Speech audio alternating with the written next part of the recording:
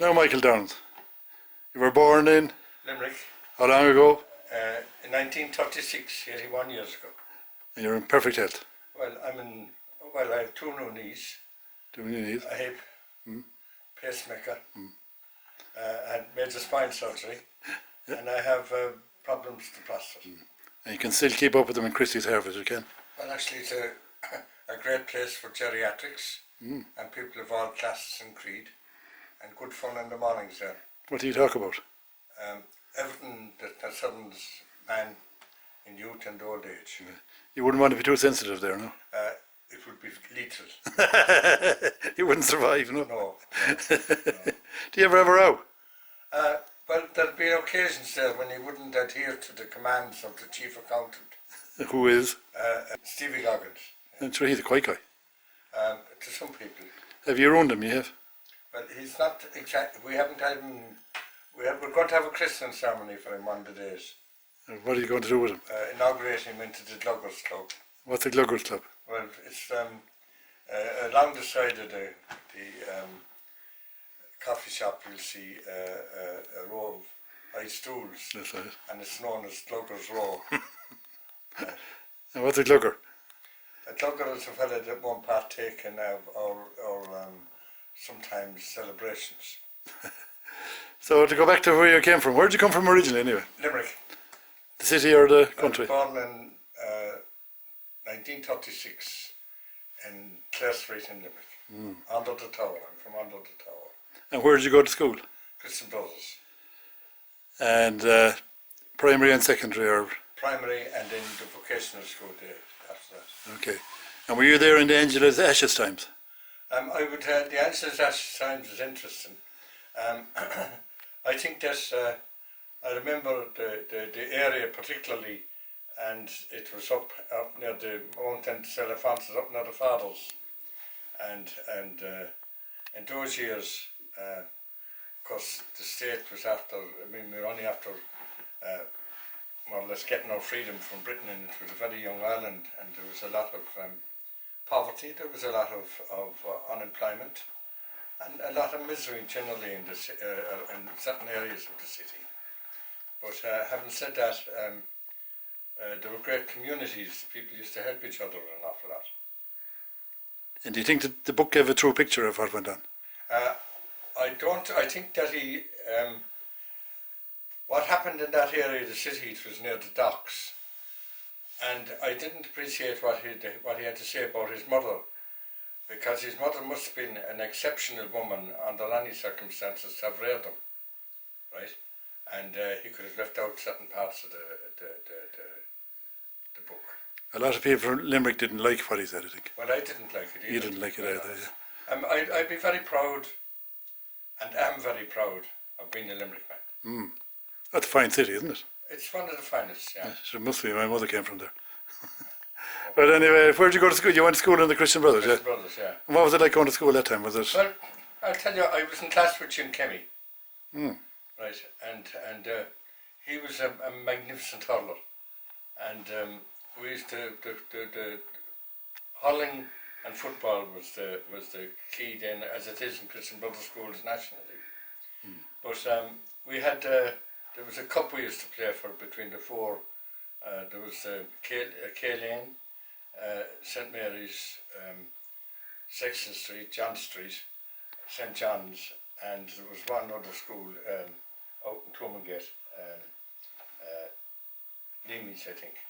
And we saw huddle for this cup, the Ola Cup, and it was presented by, of all things, Our Lady's Mineral Water Company, right, which was in the parish. And the parish in Limerick is an island surrounded by water. You have the Shannon on one side and you have the Abbey River tributary going down via Barrington's Hospital on the other. And we won it a couple of years. Yeah. So then you, what was the school like? Was it a tough school, was it? It was, yeah. I love the Irish language. As a matter of fact, I'm doing a course at the moment, refreshing my Cúpla Focal Gaeilge. Good man, yeah. And what really put me off it was on a Monday morning going into school, we had a lay teacher come, right, and he was bitter. and he'd say, Abokale, we'll have now Bun Capadorach Tagus Gramadach. And if you knew the Bun Capadorach book, I don't know if you use it in the colleges you went to. I remember it, yeah. You had a past, present, future and tenses, and he could ask any question out of that book, and God help you if you didn't know it. But I remember one morning, there was Kimmy,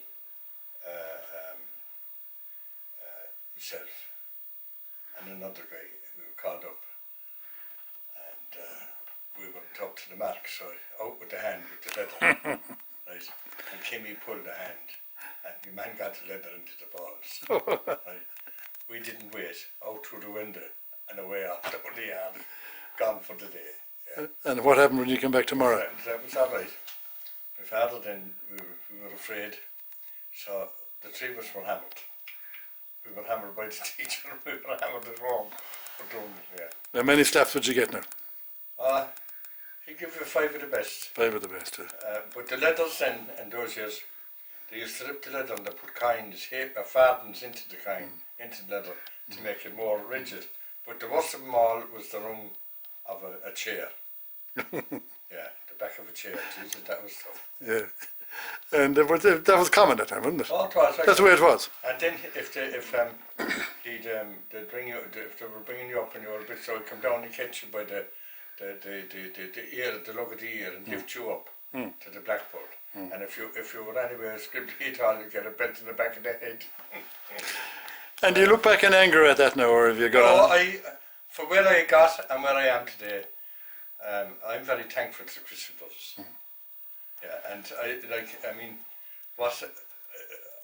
I'm disillusioned with the church per se, but they've done enough. We'd be nowhere but for them. That's right. Yeah. Well, they educated us. They did, yes. And the nuns ran the hospitals and the schools. But the nuns, I always maintained there was more power in a square inch of a convent than there was in many croziers. And then you went on to secondary school, yeah? When I went, was there until Vocational. 12, and then went up to the tech, as you used to call it. It was up in Mount Alphonsus Avenue, and I was there for a couple of years doing mechanical engineering. And every evening when I finished with the maker, I go down to the garage to my father and I'd work in the garage. Your father had a garage, did he? Yeah, it was a partner with a fella in the garage. Were they doing cars like, is it? Cars, yeah, they had a Fiat agency. Okay. But Fiats that time were rare, were they? What? Fiats weren't common that time. There wasn't that wrong, but the reason that we took there was a good little car, Fiat's are a good car, Renault and the German cars. And the reason I think really that the Ford took the strength it did because the instruction books were all in English. But on the French and German cars, they didn't, coming into Ireland anyway, they were all, and the languages of that country, so very few of us would have a foreign language. And what models were they doing that time? Can you remember the models? There was a Fiat 7 and a Fiat Bombino, and there was a Davy Brown tractor, and there was the Fedderson tiller mounted mowers. There was Davy Brown, and there was Fargo trucks, American trucks, and Chevrolets and all that type of stuff.